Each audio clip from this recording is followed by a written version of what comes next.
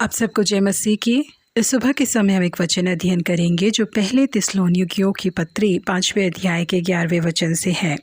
इस कारण एक दूसरे को शांति दो और एक दूसरे की उन्नति का कारण बनो, जैसा कि तुम करते भी हो। बेसबॉल खिलाड़ी रिकी हेंडरसन ने जब लो ब्रॉक्स नाम के प्रसिद्ध बेसबॉल खिलाड़ी का रिकॉर्ड तोड़ा, उस समय ऑकलैंड स्टेडियम में कम से कम 4000 दर्शक मौजूद थे। 1979 में बेसबॉल के खेल से संन्यास ले चुके लो ब्रॉक्स ने रिकी हेंडरसन के खेल के रिकॉर्ड्स पर एक नजर डाला। रिकी की जीत को देखकर वो बहुत ही ज्यादा हैरान हुए और उन्हें इस बात का भी यकीन था कि रिकी जरूर एक नए इतिहास को रचेंगे। इसीलिए लो ब्रॉक्स ने रिकी से कहा कि जिस समय तुम मेरे रिकॉर्ड को तोड़ोगे उस समय मैं वहां पर मौजूद होऊंगा, उस मौके को मैं गवाऊंगा नहीं। जिस मुकाम को पाने के लिए मुझे 19 साल लग गए, उसे तुमने केवल 12 साल में ही पा लिया करके खुद के पेशे में जो व्यक्ति उनसे आगे बढ़ गया था उसकी सराहना करते हुए उसकी प्रशंसा की लो ब्रॉक्स ने। इस खबर को यूएसए टुडे नाम की पत्रिका ने छापा था। जी हाँ प्रिय परमेश्वर के लोगों, बिल्कुल इसी तरह से यदि हमारे पेशे में भी कोई व्यक्ति हमसे ज्यादा अच्छा प्रदर्शन करता है तो हमें उनसे ईर्ष्या नहीं करनी चाहिए, बल्कि उनकी प्रशंसा करनी चाहिए। और ऐसा करते समय हमें खुशी महसूस होनी चाहिए, क्योंकि यीशु मसीह की राहों में चलने वाले लोगों का स्वभाव ऐसा होना चाहिए। साउल और दाऊद अपने दुश्मनों से लड़ते तो थे, परंतु